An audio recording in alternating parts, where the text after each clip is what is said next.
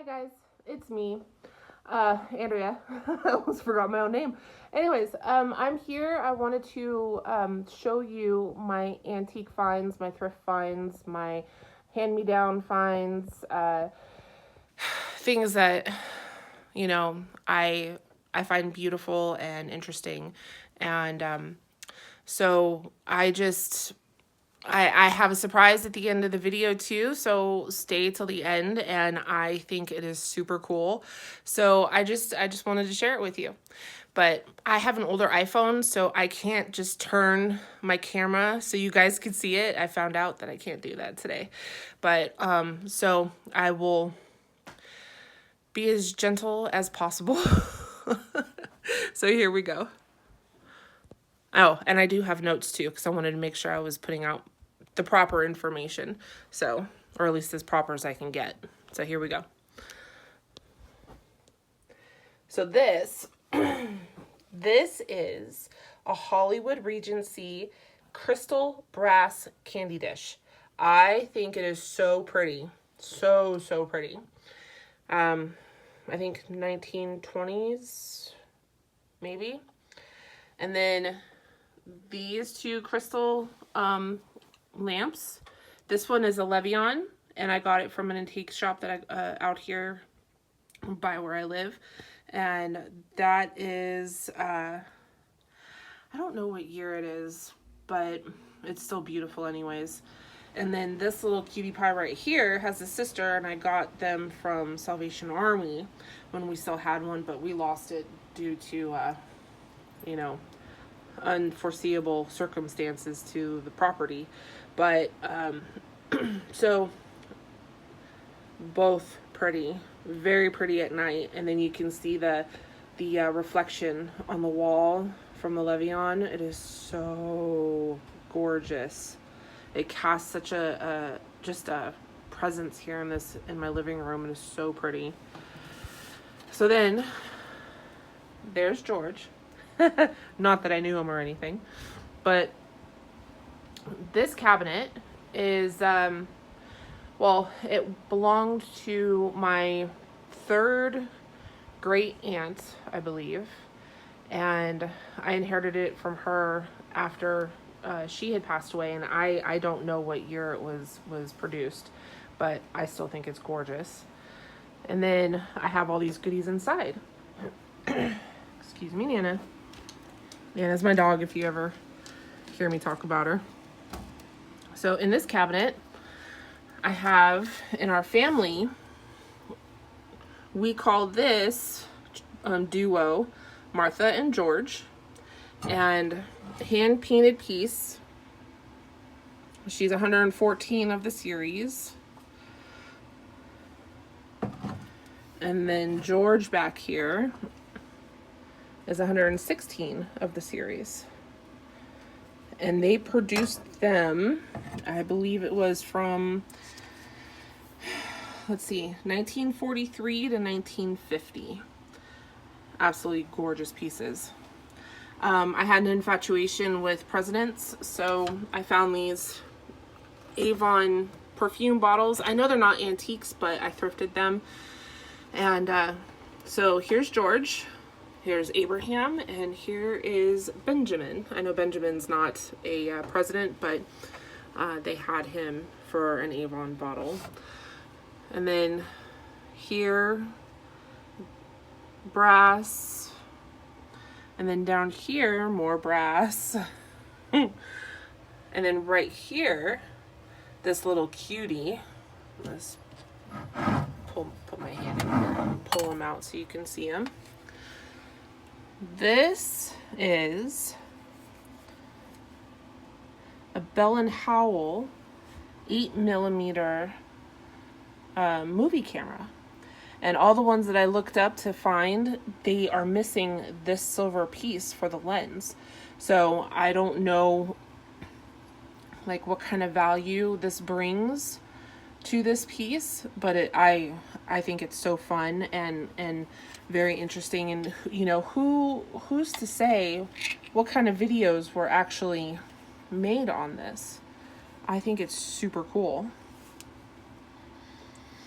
So let's see. And then he was produced in the 1940s. And this cutie patootie camera down here, I can't pull him out, but he's an Eastman Kodak, and he was produced in the 1920s. I got both of these cameras from my grandma, and she actually had a collection of of these guys, the Eastman Kodaks, and she had like 4 of them. I have them all, and then I have a different model, and I don't know anything about it. Right now it's packed away, and I can't find it to actually do any of the research on it. But up here, so everything up here is mostly thrifted except for Jack. And so Jack is not thrifted. He belongs to my son. He's a Jack Skellington lover, and I think that I am turning into one too, and I think I'm gonna take it from him. But shh, don't tell him that. But, and I'm getting a look and a job draw and a wave from him in the background. But this canvas in the back, that's from Hobby Lobby, and then the jar that these flowers are in, I thrifted from Salvation Army. But this beauty, this is I'm probably going to butcher the name, but Uranio, West Germany brass clock. And it was made in the 17th century, which is the Baroque period. And the Baroque period consisted of between, January of 1601 to December 31st of 1700.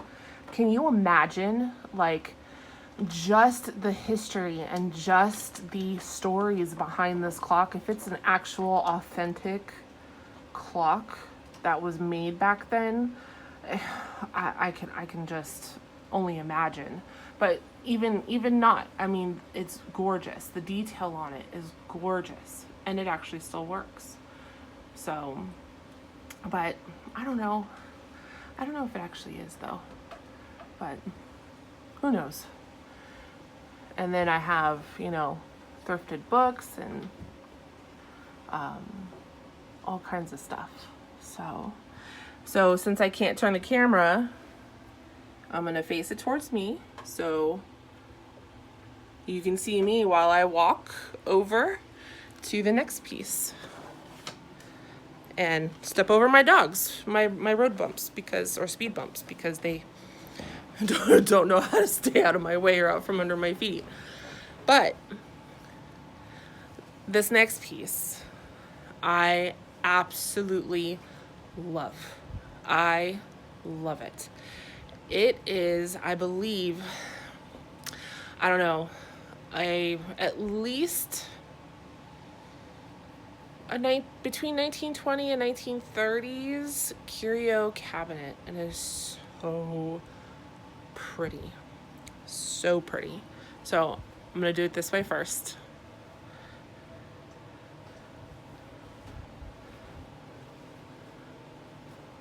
Look at that. Everything in here, sorry about the glare, but everything in here except for this church, this candle holder that matches, this clock, and this farmhouse, those are all Hobby Lobby finds. But everything else in here, and then these 2 books down here, and I have another one up here. Those are actually DVD cases that I got from Amazon because I wanted prettier DVD cases for them. So, I mean, look at that find. That's an antique brass. I want to say at least 1940s, maybe earlier than that, magnifying glass. I think that is super cool. I actually gifted it to my husband for either Father's Day or his birthday.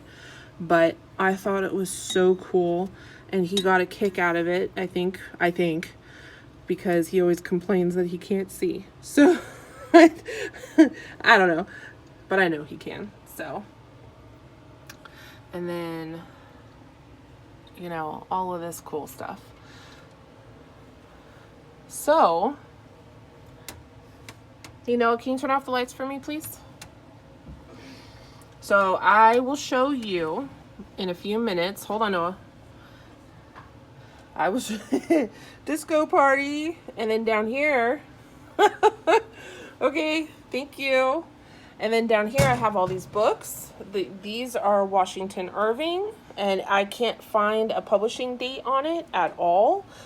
These are for Abraham Lincoln, and these are Alexander Dubois. So I'm assuming he's French. And then I have another Hollywood Regency candy dish with a marble base, so pretty, with brass. And then I have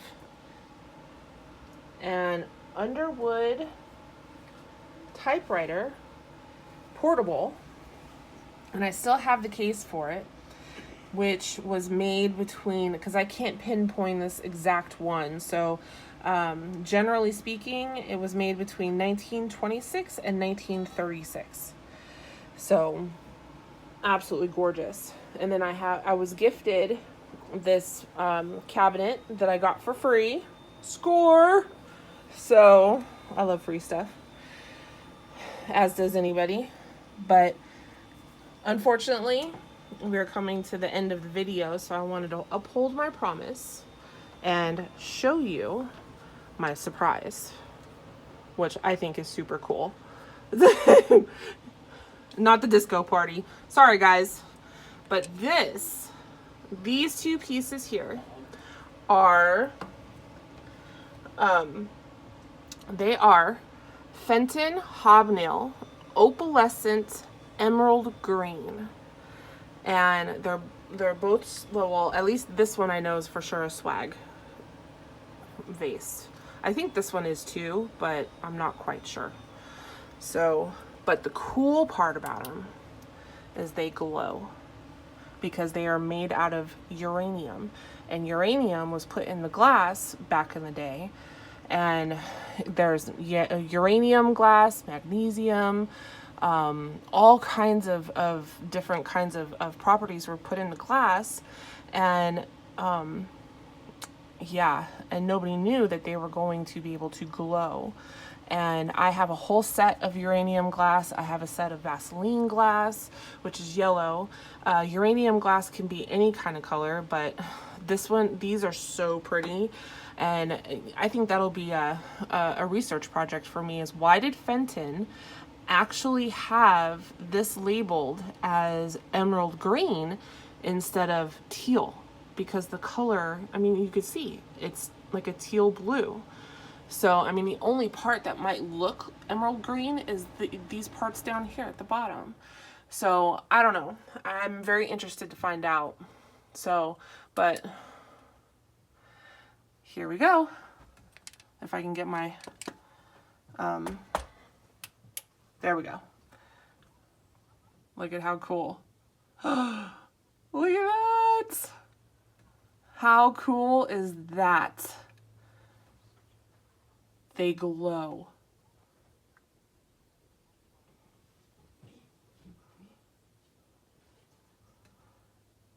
I can sit here all day and do this, but I won't. But I just wanted to show you that, how super cool it is. Well, at least how cool I think it is. So, all right, guys. Thanks for watching, and I will see you in the next one. Bye.